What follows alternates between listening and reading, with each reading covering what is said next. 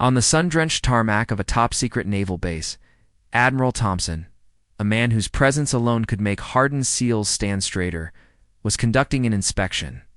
His eyes, the color of a stormy sea, scanned the ranks of the elite.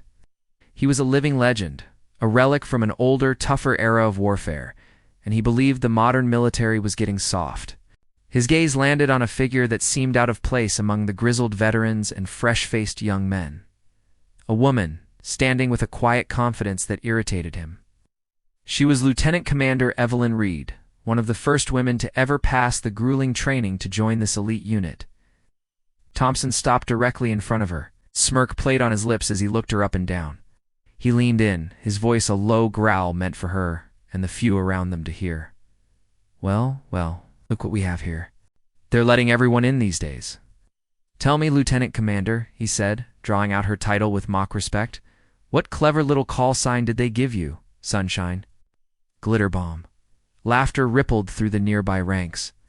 Thompson's joke was a clear message. She didn't belong. Evelyn Reed didn't flinch.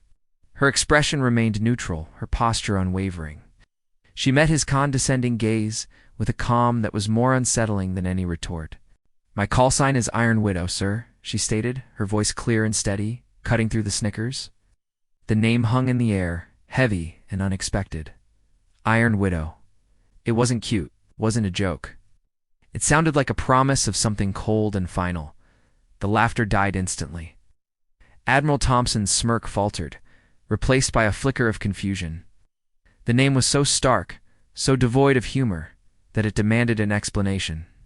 He felt a sudden, unwelcome prickle of curiosity. He'd intended to humiliate her, but instead he found himself intrigued. Iron Widow? He repeated, the mockery gone from his voice, replaced by genuine bewilderment. And how in the world did you earn a name like that? Evelyn's eyes held his. There was no defiance in them, only a deep, profound sadness that seemed ancient. It's a long story, sir, she said softly. The Admiral, a man who had never backed down from a challenge, felt an odd compulsion. He had to know. My office. In 10 minutes, he commanded, his voice sharp again, but this time it was an order born of necessity, not scorn. He turned and strode away, the confident swagger slightly less pronounced than before. He had expected a punchline, but he'd gotten a mystery instead. 10 minutes later, Evelyn stood before the Admiral's desk. The office was a shrine to his own legacy medals, plaques, and photos of him with presidents and generals. He gestured to a chair, his earlier arrogance replaced by a grudging respect. All right, Lieutenant Commander. I'm listening. Tell me about this Iron Widow. Evelyn sat, her back straight. The name wasn't given to me by my unit, sir, she began. It was given to me by the enemy. Specifically, by the intel division of a warlord named Kalon. The Admiral's eyes narrowed. Kalon. He knew that name well. A brutal insurgent leader responsible for countless attacks. He had been a ghost, a high-value target who had evaded capture for years. 5 years ago, Evelyn continued, her voice even, I was part of a different unit. A small, deep-cover intelligence cell operating in Kellen's territory. I wasn't a SEAL then. I was an analyst, a linguist. My husband, Captain Daniel Reed, was the team's operational leader. At the mention of her husband, a subtle tremor entered her voice, the first crack in her iron composure. Our mission, she said, was to identify and disrupt Kellen's network from the inside. We lived among the locals for 2 years, gathering intelligence. We had a breakthrough, a source who could give us Kellen's exact location. It was a trap. Her gaze drifted to a point beyond the Admiral's desk, as if she were seeing it all again. Kellen's men ambushed our safe house. They were waiting for us. Daniel, he held them off so I could escape with the intel. He saved my life, sir. He bought me the time I needed. She paused, taking a slow, deliberate breath. I was the only one who made it out. I crawled for miles with a gunshot wound to my leg, clutching the data drive that held everything we'd gathered. The information I brought back led to a series of successful strikes that crippled Kellen's organization. What the price was. Everything. Admiral Thompson was silent, the story painting a vivid, brutal picture in his mind. This wasn't a battlefield anecdote. This was a tragedy forged in the shadows of espionage. Why Iron Widow? he asked, his voice softer now. Kalen survived that initial series of strikes, Evelyn explained, and he became obsessed with the ghost who had dismantled his empire. His intel teams worked for months to figure out who had escaped the ambush. When they finally identified me, they learned my husband had died there. In their broadcasts and internal communications, they started calling me Al-Armala, Al-Hadidia, the Iron Widow. It was meant as an insult, a way to mock the woman whose husband had died so she could run. I thought it would break me, but it didn't.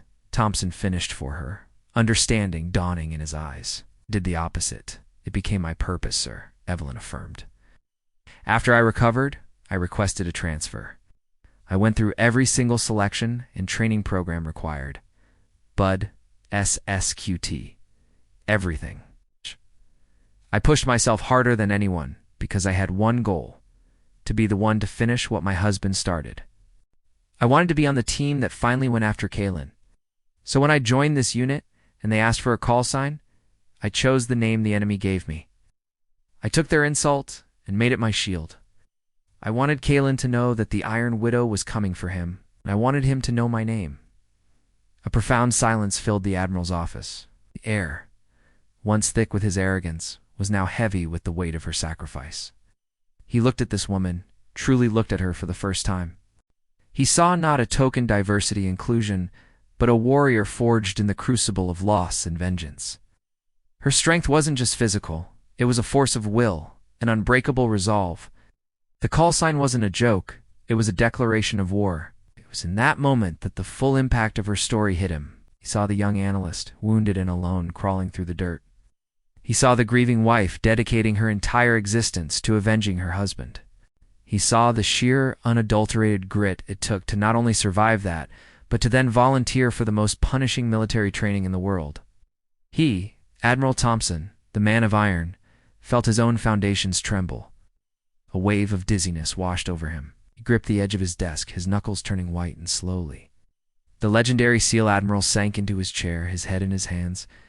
He was utterly floored, not by a weapon, but by the sheer, devastating power of her story.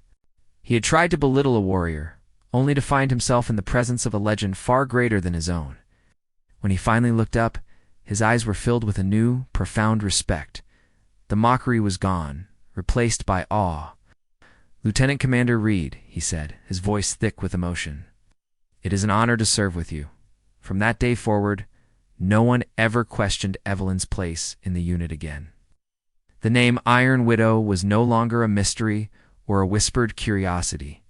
It was a symbol of resilience, a badge of honor worn by one of the toughest operators the SEALs had ever known.